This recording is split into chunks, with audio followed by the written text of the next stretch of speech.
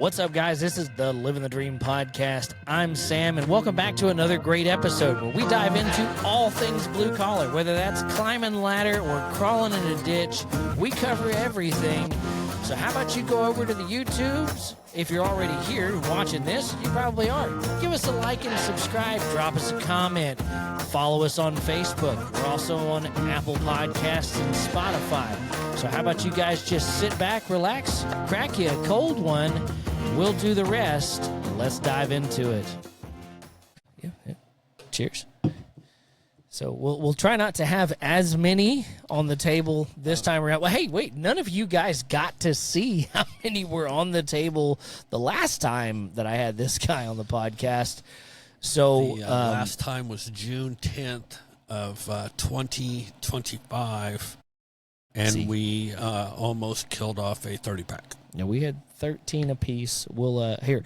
I have the ability in post processing here to where I can be like, I want to put a photo right here, and I'll put that photo of those 13 beers right here.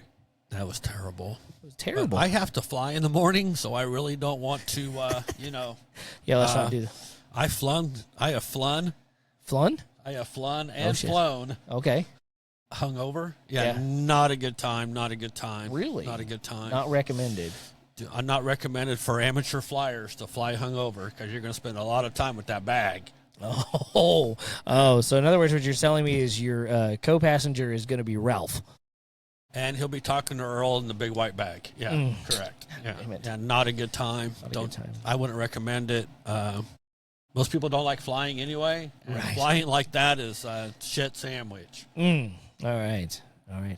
So I say we talk about, we've done a little pre-conversation here, but the topic I think we need to discuss today is you need to know the why, not just the how. Okay, so let's dive into the why we're talking about this for. So, okay. Most people who do a job go to work. I go to work at 7. I take a break at 9:20. I go to lunch at 11:30. I take a break at 1:50, and I go home at 3:30. That's the end of my day. That's right. And they do exactly what they're told, which is not a bad thing. No, there's nothing wrong with that. They're easy to police. They're like zombies. Yeah. And they go do their thing. They take their money and go home. The exceptional person understands why he does what he does within his job. Yes. Like in the field of machining or in the field of metrology, there's certain factors. In the field of HVAC, of electricians, plumbing, anything, all of it. There's always a why. You have your why am I doing this? Yeah. Why am I using this sealer and not that sealer? How does it affect different things? And in metrology, it's a lot about how do you understand that your measurements are good. Right. I mean, obviously, I work for an accredited laboratory. So we're 82LA and 17025 accredited. So we have to go and show the auditors that we know what we're doing. And that's part of our accreditation. And we have to understand why and explain it. Right. So the why really gets into deep stuff when you start talking about temperature, CTE, a thermal expansion, stuff like that. You have to know your stuff. Yeah. But it's in every trade. Whether it's machining, plumbing, HVAC, electrician. You have to know, why am I hooking up this wire? Why do I hook up this ground? What will happen if I do this? What will happen if I do that? Instead of just being a puppet, having somebody pull your strings for you all day long. Well, it's like I call those people either, like in the machining world, they call them button jockeys. I have a thing here. Yeah, it's over there to your right. Hold on, this way, over there. There he is. If you watch the episode number 50, or if you listen to the episode 51, you will understand what that stands for. Yeah, I'll put a link up here somewhere in this realm for you to go back to listen to that episode there, so you can understand what that is. And we're not going to tell you, so you got to go listen to it. Correct. So you've got your button jockeys, you've got just your widget manufacturers. You know, they're really good at, I can pick this up, I can put this down. And I can pick this up, and I can put this down. I can move this back over here. That's right. I can put this back over here and start the process again. Yep, that's it. Those are widget manufacturers. So that kind of stamina there will make you have to get shoulder surgery because you're doing the same thing over and over and over again every day. That's right. Not a good thing. So use your mind, not your body in your job, which is why you need to understand why you do stuff. And there's not a single thing wrong with that as an intro level job or a stepping stone to say you're going to school, going to Votech, doing whatever. Sure, go get you one of those mindless jobs that you don't have to do a whole lot of thinking. You just you take part A and put it in part B and you move on. And we both know an engineer that was what he did during school. Is he worked for a manufacturing company that he put part A in part B and come up with part C, and he lasted about 6 months and went, "This sucks. I ain't doing this no more." That's right. But some people are happy with that. Not everybody's made to be a leader. Well, yeah. There's a lot of people who's made just to be the soldiers. Right. And then there's our people who built to dig out the latrine. So there's reasons why we do what we do, right? So, right. I mean, I had a brother who was, and we've talked about him in the last podcast, number 51. If you would go listen, he was very, very good at what he did, but he was a comfortable person. Right. He was comfy. He went to work at 3:30. He got off at 12 o'clock. He went home. He did the same thing every day. He was an assassin's dream. You knew what he was going to do every day. He drank the same Mountain Dew. He went and brought 2 Slim Jims to work. He did the same thing every day. He was comfy. He was really good at what he did, but his lifestyle was a comfortable lifestyle. Right. He didn't go above and beyond. He did not live elaborate. He did not live fancy, but he was a comfy person, but he did his job very, very, very well. So taking that and the topic of this episode is knowing the why. Would you say that that everybody has to understand the why in their jobs, or is it just is this more of knowing the why is more of the opportunity if you want to do more than have that comfortable job?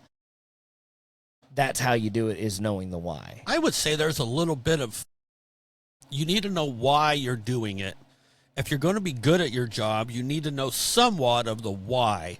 Why am I using a reamer and not a boring bar? Why am I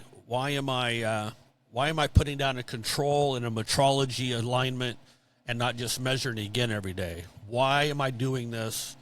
I think everybody needs to know a little bit of why, but a lot of people can't process a lot of whys. I mean, a lot of people can't remember it. I mean, I have a guy that works for me that probably has 5 notebooks in his backpack because his whys are wrote down. Right. I mean, his memory is about as long as Dory's. This beer can. There you go. So, but he can go back and find, okay, I need to do this, and this. Right. And I don't care how you learn it. I never did stop anybody from going, excuse me, if I'm going to spend 20 minutes to write it down, go. I'm going to go get a cup of coffee. There you go. If you want to write it down because that's how you remember the whys, rock out. What's funny is sometimes I can do stuff like that. Like I write it down and I may never I don't have to, half of the notebooks that I've filled up, I've never touched again. But for whatever reason, that brain to hand communication locks everything in. Correct. A lot of times when you do something like write it down, it's almost like you're telling yourself what you did.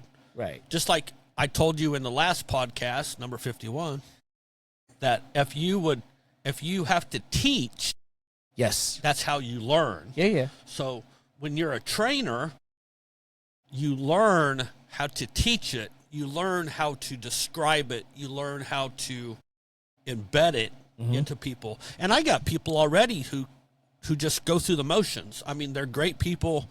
They go when I want them to go. They do what I want them to do. But they are there to do a job. And when they're done, they walk away. Sometimes I get a phone call that says, hey, boss, I got this, and this done. Are you good? Or I'll call him and he'll be home. Right. It's just, You can't have everybody. Well, and I think you and I had the conversation not too long ago that it was, if you think you really understand something, go teach it to someone. Correct. And you'll find out exactly how well you don't know it when you go to teach it. Or you might find out that, hey, actually, I do understand this pretty well. But it'll definitely make you think outside of the box when you go to teaching it to someone else, because not everybody learns the same way. Correct. Go teach it to 5 somebody else's. Yeah. At the same time, because a lot of times, so my company manufactures the equipment that I use. Yes. So I went on job sites where people have bought our equipment, and it's almost inevitable. The guy who walks up to me and goes, "This is so easy. I can do this so good. I don't know what the fuck we're having training for, blah, blah, blah, blah, blah." He's the guy that's still sitting in the classroom, day number 3 of training, trying to figure out how to turn on the piece of equipment. He's usually the worst guy. And the silent guy over in the corner, he's already on a machine, dropping calibration files in. He already understands it. And the big mouth that started out Tuesday morning, still trying to figure out how to turn on the piece of equipment. So, well, and it's that the physical is, yes, beer me, please. The prime door beers. The prime example of that was literally when you came and trained me, Michael, and Renner, and like I'm the guy over here taking notes, which I still have those notes. I do still have them. I've had to reference them a couple of times. Then you had Michael, which he didn't take a fucking note one, but he's a steel trap memory. Yeah, but he still gets lost once in a while. He goes, "So what am I supposed to do?" Right. But that comes back to you have to run it. Yeah, and everybody looks at me like, every time. "Well, Brian, you're a genius." No, I just run my equipment every day. Every week, I go to another job site, and I run my equipment. Yeah. So it's no different than Sam going out and turning on the compressor and making the air run through the plant. Right. You do it once a month. You know what you got to do. You got to spin around 3 times, tap it with a hammer, and it's going to fire up. Right? So I'll be glad one of these days when I can get this old bitch behind me to do that in a perfect sequence. But you know what? I kind of like your old bitch. That kind of brings back some childhood memories for me from working on the old farm with the summertime hay baling. Yeah. Have I told you what her name is? Bitch. No, that's when she's not running right. So have you seen the movie A League of Their Own? Mm-hmm. Okay. So you remember Marla Hooch? Oh yeah. That's Marla. I have no doubt. She's ugly, but she'll hit a home run every now and again. That's right. But understanding why, not everybody that you work with is going to understand why. There are leaders, there's followers, mm-hmm. and there's people who show up.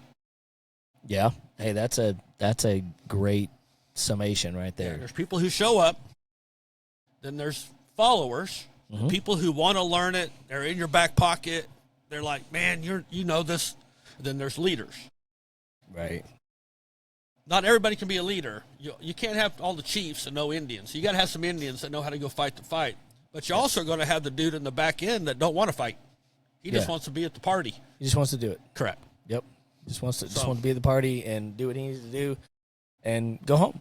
And there's nothing wrong with that. It's those people are the solid people that you can count on. The followers? Absolutely. Like clockwork, they're going to be there every day. They're going to do what they're asked to do.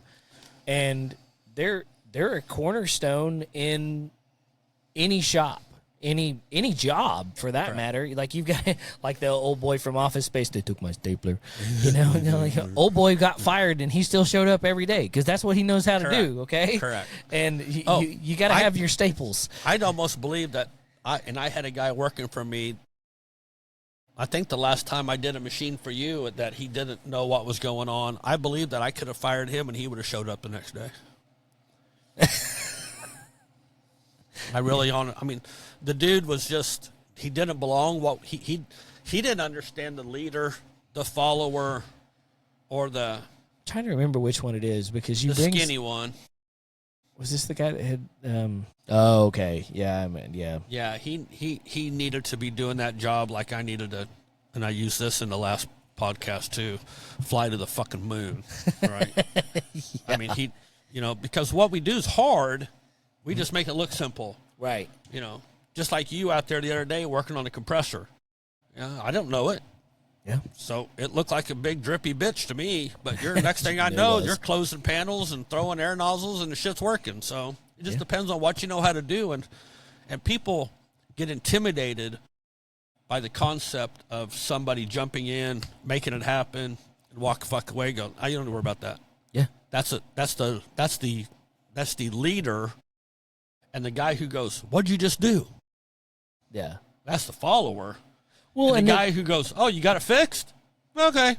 Yeah. That's the guy who just showed up, right? Yeah. Well, and that goes back to the previous episode, which is not out yet. Well, it is when by the time you see this one, as we're recording, it's not. I'm actually recording ahead right now. This will be episode 3 once I get it edited and scheduled out. I'll be almost a month ahead. This is how many unheard of. viewers do you have? I don't know. Awesome. I've stopped caring, to be honest with you. Oh, hey, as long as you're having fun with it. I'm enjoying what I'm doing. I feel like that I've had some episodes that have had 200-300 views in the first 200-300 views in the first 24 hours, and then I've had a couple of them that in the last 6 months have had 20. Brian's found the sound pad. I love this thing. But it all depends on, and a lot of people, listen to things if you keep them intrigued and you teach them. Right. So a lot of people who's listening to you are probably the followers, because the people who would just show up aren't listening to your podcast because they're too busy laying in their couch waiting to fucking die tomorrow. Yeah, maybe so. And a leader's probably out doing his own podcast anyway because he thinks he has something to give. Right. So he's not going to listen. So the people who's listening to your podcast are the followers at their jobs, or people who's trying to excel at their jobs, people who's trying to become leaders at their jobs, or people who's going to listen to your podcast. Well, because, and that's what I hope is being done with this podcast, is that it's not just me over here with my fucking head flapping. And I mean, because I don't mind hearing myself talk. Sometimes that's all it gets. But I hope that this podcast does bring some light and some insight. And hey, we recommend that you get into the comment section on Facebook, that on the YouTubes, you can drop a comment down there and be like, hey, you guys are way the fuck off base. That's not the case. I'm all about having a good little keyboard warrior every now and again. Let's have it. But I'm also about, when I'm wrong, I'll fucking own it too. So if you have a different opinion, or if there's something that I've missed, or that we've missed, or that one of the other guests have missed in the conversation, don't be shy. Get in that comment section and let us know how it is. We'll having somebody's opinion is not a bad thing. I mean, because everybody looks at work different. Some people go, well, you might be, well, you're just a mean ass. That's fine.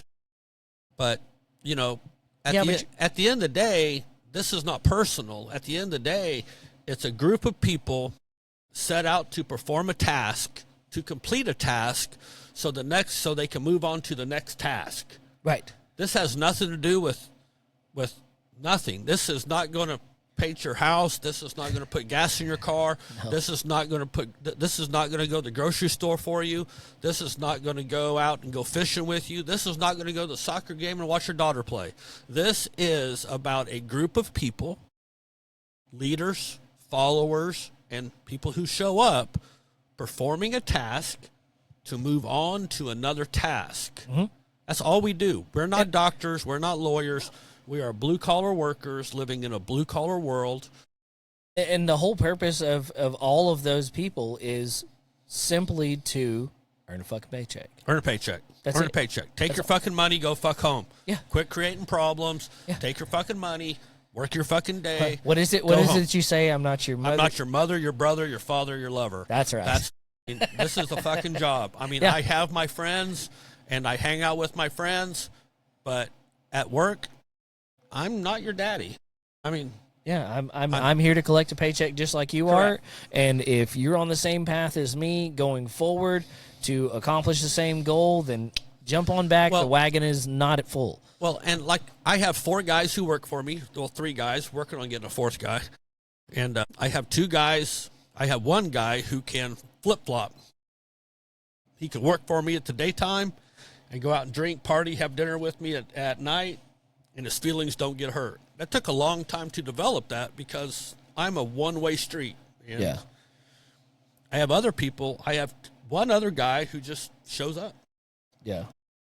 And it's really hard to police when you can't see your people. When you can't walk up to your people at work and go, yeah, hey, this ain't cool. I can imagine that's a whole different level of difficulty being a leader in that respect, is that you're leading from thousands of miles away. And he can't explain why he does a fucking thing to me. Oh, God. And I looked straight at you when I said that, too. Because this guy don't have a fucking clue. You know, just really, why does he's just doing it because he's doing the least amount possible for the paycheck he can receive is what he's doing. Damn. Just get into the personal aspect of it. That's the hardest part to police. That's the hardest part to police is the personal aspect of a job. Yeah. Well, that's why robots would be so much better because they're all the fucking same, right? Allegedly. So if they have the learning capability, then I would only assume that it would end up being the same fucking problem over a certain period of time, that the robots would learn to develop the human problems that we already fucking have. So what's the point? But even you and me are individuals. Even you and me have our own personal wants, needs, and desires at a job. Right? I've seen you lose your shit at a job. Yeah. You've seen me lose my shit at a job. It's not that we're overwhelmed. It's like we're trying to get our point across and somebody's thrown a monkey in our wrench, right? Or for that matter, you're sitting here talking to this beer can and you get just as much out of telling this beer can what you just spent 2 days telling an engineer.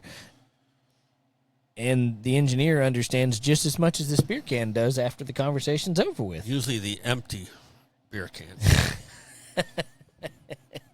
But so, like, personally, the why to me has always been something that I've needed in order to feel like I'm actually doing my job the way I'm supposed to be doing it. Because I was like, you can tell me how to do something day in and day out. Well, but if I don't understand why the fuck I'm doing it, then I'm going to have a real hard time doing it because I'm going to find a way.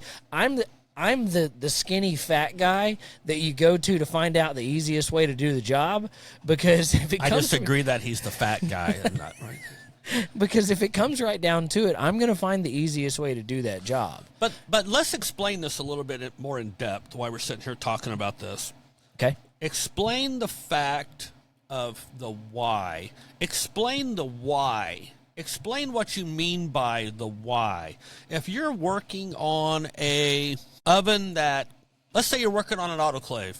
Okay. Everybody out in the industry knows what a carbon fiber part is, right? Okay. So let's say you're working on an autoclave. Tell me a why of something that you would have to understand to work on an autoclave, and then explain it in the follower side of the autoclave. Explain the why. Why would you do something? Because this, and this has to happen. And then explain it as a follower would look at it. Is that possible? Because I could do it in the metrology world. Okay, I'm going to see. So first of all, we'll summarize what an autoclave is. Okay, so for anybody that's listening, it's a giant oven that makes cookies. It's a giant pressure cooker. Oh, giant pressure cooker. I like pressure cookers. Yeah, anybody that, if you've ever heard your granny making stew or something like that, making fucking roast beef in a pressure cooker right now. Oh. Where's the dog? I bet he likes it. So an autoclave is a giant pressure cooker. Okay, that's correct. But it runs off of nitrogen and gas, and it's under electric pressure. It's under vacuum. No. You sure? Yeah. Oh, the parts are under vacuum. Parts are under vacuum. Yeah. The vessel. I'm a follower in that aspect, right? Because I don't understand that. Right. So well, for you to I'm still learning. So I'm going to be completely honest with you. When you asked this question and you used an autoclave, I was like, oh, fuck. Yeah, but it's not a no fuck because you know enough still to teach something. Yeah. So the autoclave aspect of it is one, we'll give you a simple why, okay? Why? So in order for the autoclave to run, you have to close the door. Okay? That was just a basic deal. Why? Why? Well, you can't put pressure in an open fucking tube. Correct. So, but that's a simple why. That's a simple why. Number two, we close the door. We've now and now we pressurize it. Right. Why do we pressure? What pressure do we have it at, and why? So the pressure varies depending on what we're putting in there. It could be a low pressure if we have a phenolic core that we are curing, if that's inside of it, or if it is a solid layered composite, then we'll run that bitch to the moon at 80 psi and give it all the pressure. And so during the same operation, you could have multiple whys depending on the object that's within the autoclave. Correct. So so there. Details. Correct. Yes. So there, it depends on what you're doing, how the whys can change inside the scenario, right? Very good, very good. Well done, well done. Brian's not so stupid after all. So it all depends on the pressure. So you apply the pressure to it. So then at that point, the reason that autoclaves are pressurized is because carbon fiber, especially, they're mainly used in composite bonding. And the reason said bonding. The reason that there's pressure in composite bonding is that when you heat it up, the resin and stuff starts to flow. So when you put it under pressure, now you're pressing everything together and you're squeezing all the little bubbles and all the excess air that might be between the layers of... Which would cause voids in the part. Which would cause a weak point in the part, which could cause failures, which could have a plane fall out of the sky. Fly family safely. If you know, you know. If you know, you know. That's right. But correct. So that's one of those deals. Is that's the why. And but so, I was trying to get to the point that you could be doing same or similar operations, same or similar tasks, and there could be multiple whys to why you're doing it because of the different scenarios that you'll come across. So that would be a leader aspect that you know the difference. A follower aspect would be to the point of, hey, I know that if I do this, I have to flip the page and go figure out how to set this autoclave up for this material. Yeah. That's the follower side. Okay. We don't talk about the guy who just showed up because he's going to be the same in every aspect of every why. Well, the showed up guy is probably the guy that tears down the tools after they've already tears down cooked. the tool, scrapes the tool, makes it all nice and clean, wipes it down. He's there to put A and B and create C. Yep. He is that guy. Yep. In the metrology world, there's the same type of whys, because you could be doing certain things, but whys in the metrology world can be your air conditions, your machine type, what the machine's made out of, the type of rails that it has, what kind of movement is going on with forklifts around the machine you're working on. Is it an isolated pad? Is it an isolated pad? Is it in a climate-controlled environment? Is it an open-air environment?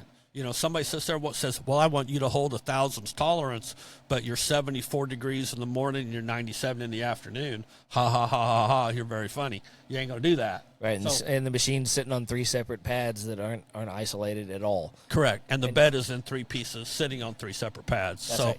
the whys in that can go to, you can do a chart from hell across with that for all the whys in the metrology world. So a lot of the metrology whys are, how do you control that, right? How do you know you're getting good data? How do you know that you're doing the right thing? How do you know that you're not putting dookie in your machine? Because, dookie in, dookie out. Dookie out, right? Yeah. So you put shit in, in your cookies going to taste like shit. That's right. That's right. So nobody likes shitty cookies. No shitty cookies. So you have to so the whys, when you get up to measuring parts or measuring machine tools or running lasers and interferometers and understanding CTE, which is your... So what's CTE, just for the lay folks that may be out there? CTE is I don't remember. Oh, damn it, man. So you're supposed to bring your notes up. I don't have my notes. They're at work. What is CTE, Sam? I don't remember. Remember. I don't do this shit every day. I do it like once every 6 months, maybe. What is CTE? I don't remember. The coefficient for thermal expansion. Oh, fuck. I did know that. Hold on. Wait, said... Yeah. Applause for him. For me. So, coefficient of thermal expansion. God damn it, I knew that. And everything has coefficients. Glass is 0. There's no coefficient for glass. Really? No. Zero. Glass will not move no matter how hot, no matter how cold it gets. There is a coefficient for carbon fiber. Really? But it doesn't move under extreme heat. It moves under extreme cold. Really? Really. So it's opposite of what you think. Okay. And I'm not talking 35, 40 below zero like it is flying in an airplane. I'm talking liquid nitrogen cold. Oh. So we're talking like negative 273 Kelvin and shit like that. I'm talking really, really cold. Carbon fiber will then move. But you got to figure that steel in a coefficient in Celsius is 12 microns per meter. So if you have something that's 20 meters long, you take 20 times 12. Shit. Every degree Celsius, they're going to move a half a thou over 20 meters. So 20 times 12 is what? 10 thou? Yeah. That's for 1 degree Celsius. So a degree Celsius is like guys, you'll probably correct me. I'm going to say 2.32 degrees Fahrenheit or something like that. Something like that, yeah. So every basically 2.5 degrees Fahrenheit movement, that thing's moving a 10,000ths of an inch in length. That's crazy. And either getting smaller because it's colder or warmer or getting longer because it's warmer, right? Well, and you think about, too, like, and we've had this conversation before at work with the average control on an HVAC unit. They have what's called a dead band.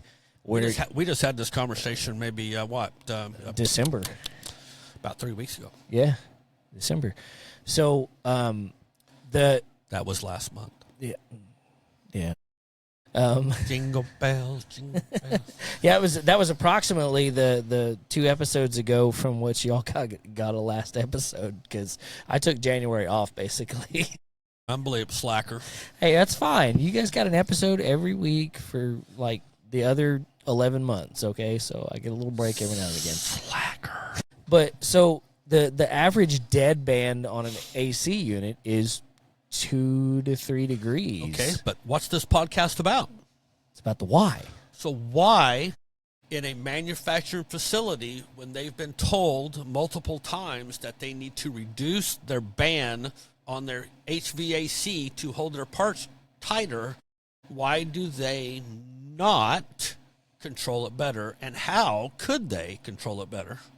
So there's probably multiple reasons as to why. I would say one why would be financial. Yes. One of them is definitely the financial effect of that, because it is exponentially more expensive to have an air handler that can maintain a tighter... So would you have to change out the equipment to do that? Yes. Or would it be something as simple as just go, hey, I'm going to put a thermostat on this. Watch this, man. Hold my fucking beer.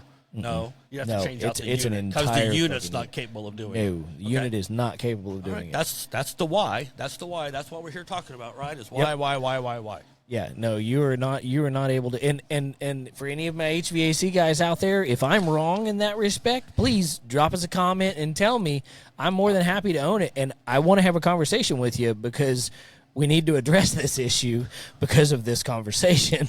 So I work in the field of metrology. So when I go into Sam's place of employment, I fight temperature. especially when they want me to hit something really, really tight. And a lot of my tolerances on some of your machines are loose, but I've got 2 or 3 of them in there that's, they want me to hit 4 or 5 microns down 7 meters. Yeah. So when I run it, the temperature's not good enough, and my cert file comes out looking like ass butter. Or it's 8 degrees different from the last time you shot the son of a bitch. Or it's 8 degrees from what I did the last time, and I don't chase temperature. I just won't do it. So either you guys fix your crap, because I'm not chasing temperature. Yeah. Bear me, sir. I don't have to fly in the morning. I do. I do have to go to work in the morning, but it's fine. So what would be another why that facilities could not hold a plus or minus 1? I can think of one. All right, lay it on us. The size of the area that the product is being produced in. Oh, yes. Like, I'm getting ready to go to a facility out in California that's gigantic, and the whole factory is open. Oh, but no walls. Their temperature that they want me to hold their machine to is 73 degrees. But I'll measure it one time, it'll be 71. I'll measure it next time, it'll be 75. It depends on whether it's summertime or wintertime, right? Right. So in that aspect, their factory is a quarter mile long. How do you regulate something that big? It would cost you, I don't think you could do it. I don't know. Not that kind of volume. I think that would be really difficult to maintain a 1 degree tolerance over a quarter of a mile. Oh, it's a huge. It's so huge. It's so big. That's insane. Yeah. It may not be that long, but it sure does seem that long when I'm dragging equipment across. It seems like fucking I'm running a marathon. But in your room, in your bubble, you guys have some rooms that are individual. Right. Now, I do find it really constant, sort of, kind of, maybe in the last room I was in working in January. That's a pretty good room. Well, and that one's probably got a either $500,000 to a $1 million air handler that maintains that room, that has its own separate humidifier and so there's desiccant ring, and there's some more whys, right? Yeah, it's a very, so you take your average package unit, okay? So manufacturers all over the world, they use the same HVAC units that you do at your home, just maybe at a higher capacity, okay? So they are giant. A 3 or a 4 ton unit at your home would make ice cream. We're running 20, 40, 50, 150 ton units. Wow. At work, which that just where that comes down to is, and I haven't figured out exactly how that's calculated, but I know you get like a 10 or a 15 ton, you go to 2 big ass scroll compressors. You get into a 20 or a 40 ton, you're now 4 big ass scroll compressors. So it exponentially grows, but we use the same thing that you guys do at home, just on a bigger scale.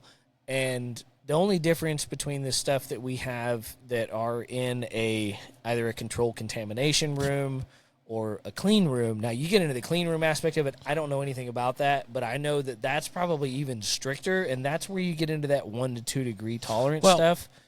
I'm going to interject a little bit here, because I noticed in the room that I worked in December, that it has a room with an adjacent room, and I think the second room, because when I measured the first machine in April, it seems cold.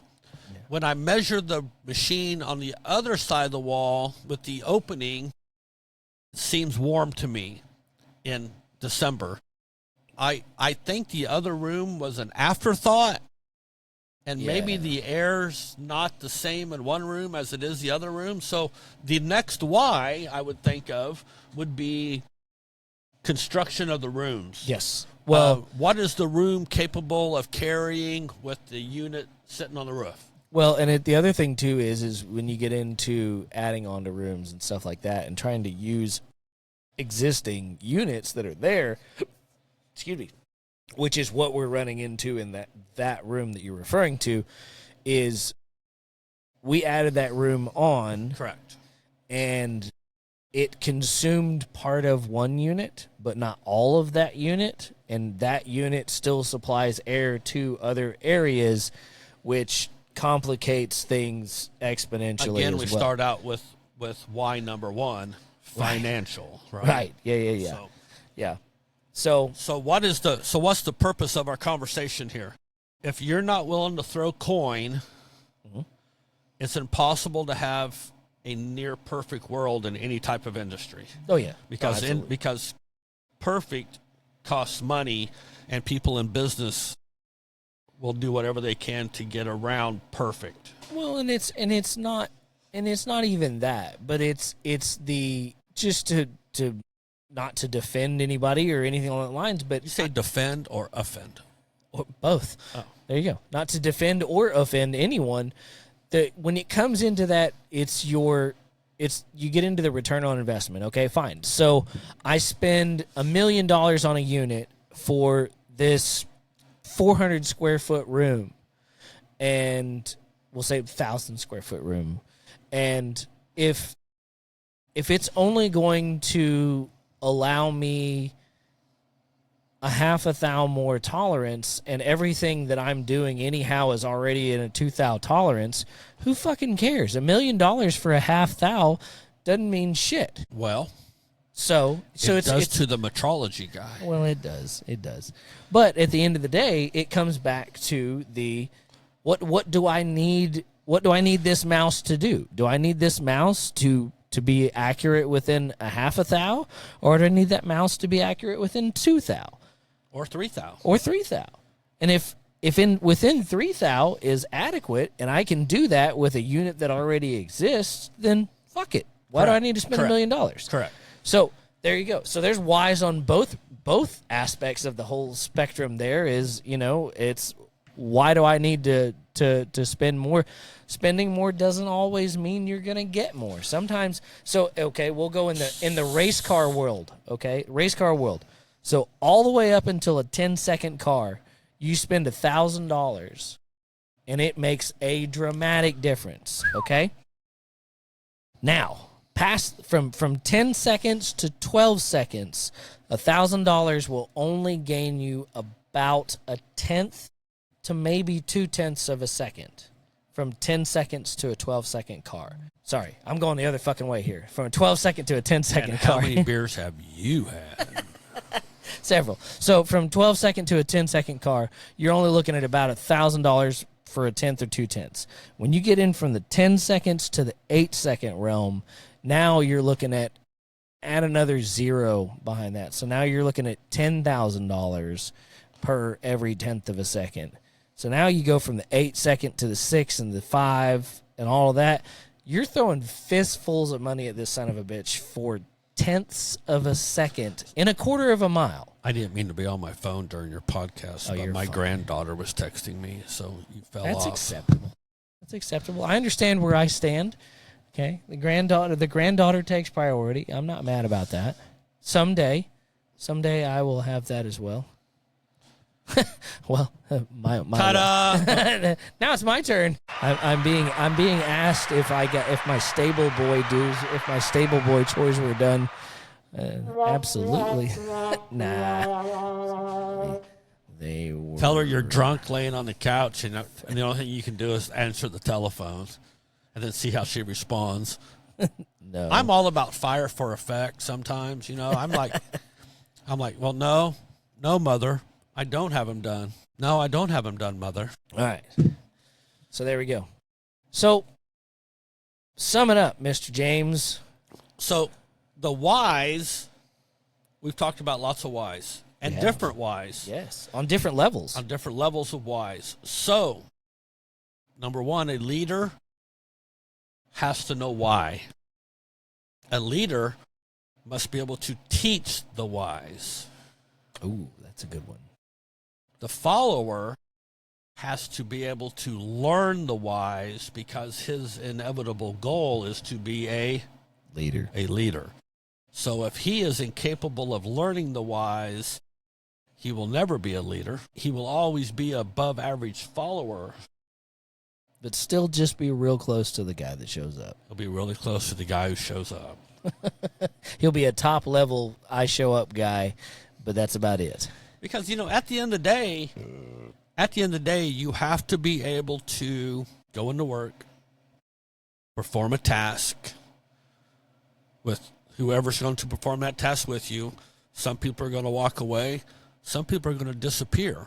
Some people are going to be blisters. Yeah, show up when the work's done.